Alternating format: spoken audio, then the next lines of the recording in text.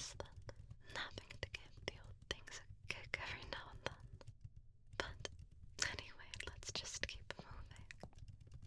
Back here we have the restrooms, and there's really not much to show.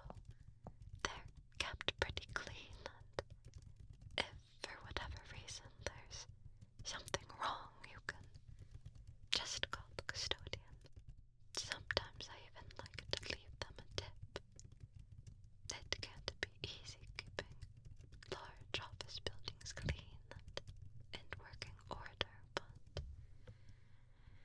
maintenance and them are both incredibly thorough with their jobs. Moving on, we have the big boss's office. Scary, I know, but do your job right and you'll probably never have to step foot in here. Maybe if after your internship runs out you want to come on full time, but most likely you'll be dealing with me and other senior employees to delegate your tasks. Then, next to the boss's office is a meeting room. Nothing too special. Just a long, boring table surrounded by boring chairs that make you want to fall asleep during every presentation.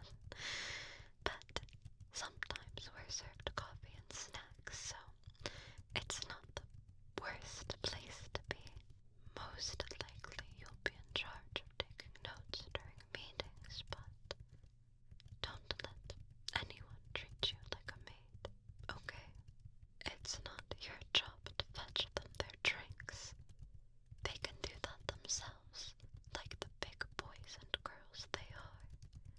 The point of being an intern is to learn about the job, not wait on everyone. So, stay focused, stay firm, and try to learn as much as you can while you're here. Okay? And don't worry, I'll protect you from the office bullies. They don't mess around with me, so stick by my side and I'm sure you'll do just fine. But lastly, we have a break room over here. If we don't go out to lunch, you'll often see everyone gathered in here. There's a fridge